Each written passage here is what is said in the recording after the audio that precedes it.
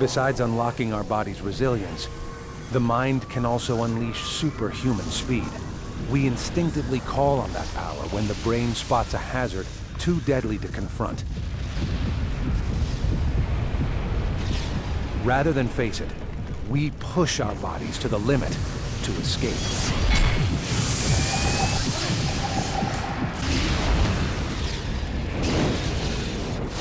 A wildfire blasts through the Southern California hills at terrifying speed. Caught in its path, a policeman accelerates faster than a racehorse. That life-saving burst of power is from inside. Strong winds have sent flames racing up tinder dry hillsides today. 4,000 acres have now burned in Ventura County. Officer Dan Perkins is trying to reach residents trapped by the approaching forest fire. It was pretty hectic. There was a lot of fire and smoke. Visibility was pretty low. On the approach road now. I'm going to try to get through to them. Trees were falling partway in the roadway on fire. You know, fences were on fire. The house that they were at wasn't on fire yet, but it was going to be soon. As he gets closer, Dan's body goes on alert. The fire could erupt at any moment. Folks, get in your cars and follow me out. Quickly, quickly! They started to go to their cars, and that's when the firestorm came over. It was, 60, 70 feet above me when it blew over. I thought that was it. I thought that I was going to die. An exploding fireball can outpace an Olympic sprinter and normally would engulf Officer Perkins. But his heightened state of alert triggers a powerful biochemical reaction. Adrenaline sends his body into overdrive, cutting loose strength he didn't know he had. Adrenaline is a very neat hormone. You focus.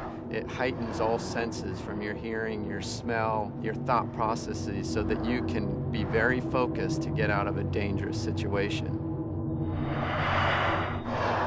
As Dan senses danger, the disaster center in his brain jumpstarts his body, and he runs for his life.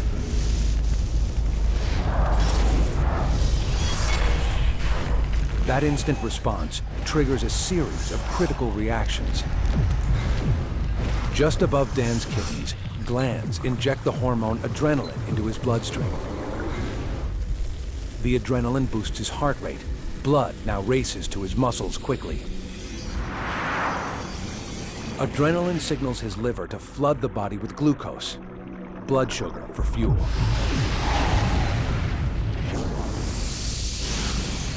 But even that won't save him. What really kickstarts Dan's sprint for safety is instant energy. It's there in our muscles, stored for just such emergencies. The human body has a great resource in that it stores energy in preparation for emergency situations. And it's kind of like a high-energy battery. It just stores this energy, and so when you need to, you have this quick burst, and you utilize that energy. It's called ATP. ATP, adenosine triphosphate, is the energy molecule that keeps us alive. ATP fuels our muscles. It can be made by burning glucose or fat.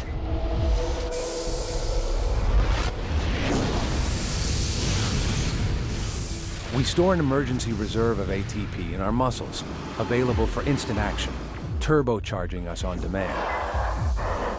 For a few seconds, the energy burst turns Dan into a skilled sprinter. The 100-meter sprint, the ultimate test of human speed.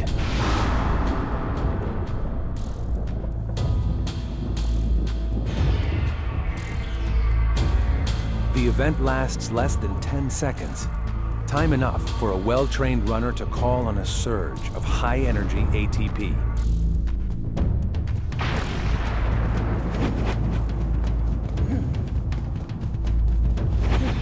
For 4 precious seconds, his body accelerates at the maximum, consuming its emergency ATP supply.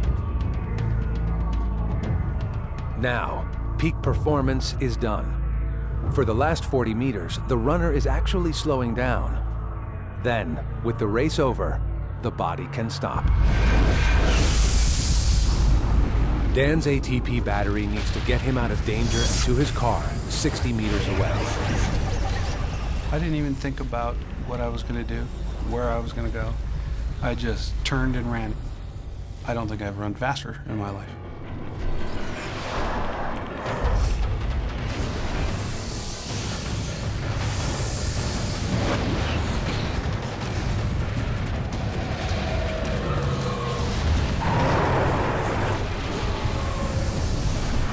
For a few key seconds, Dan has pushed his body to its limits. Just long enough to keep him alive. Once I backed out, that's when I realized what just happened. I just shocked, and then I realized I had to go back in. With the firestorm past, Dan returns to rescue the 8 survivors who had huddled in a swimming pool. By saving his own life, Dan Perkins was able to rescue 8 others. He was later decorated for valor.